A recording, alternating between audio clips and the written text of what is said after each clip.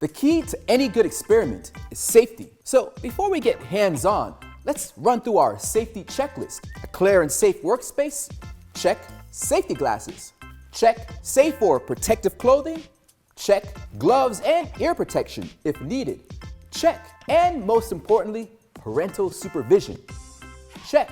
If you're not an adult, of course. Remember, safety isn't just smart, it's science. Okay, I'll first dive into learning more about sound vibrations. Starts with this. It's just a simple piece of paper, but if we fold it into a very specific shape and then go like this, it now becomes a pretty snappy party trick. The snapping motion forces air into the folded flaps of the paper, causing them to pop out.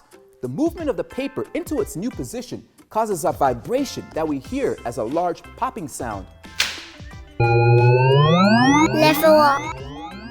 If we want to take it up a notch, we can do another demo that allows us to actually see sound. Grab a jar or a cup, a balloon, and some sugar. Cut your balloon so you can easily spread it over the top of your jar. Add some granules of sugar to the top of the jar and start making some noise. As you speak in various frequencies, you can see the sugar come to life and start dancing.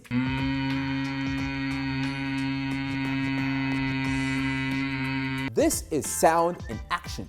The sound waves from your mouth hit the rubber, causing it to vibrate, making the sugar granules move with it as well. Level up.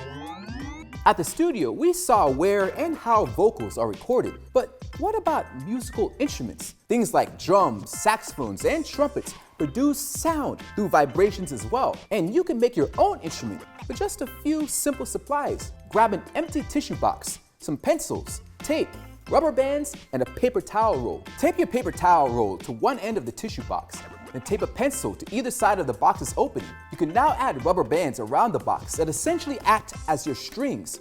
You now have a makeshift guitar that you can produce your own songs with. This is exactly how a real guitar works.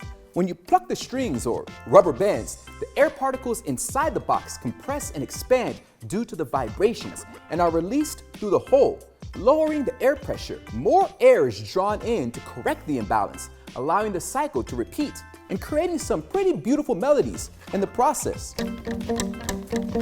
Now, this might not make you the next Ed Sheeran, but at least you're now a superstar when it comes to the science of sound.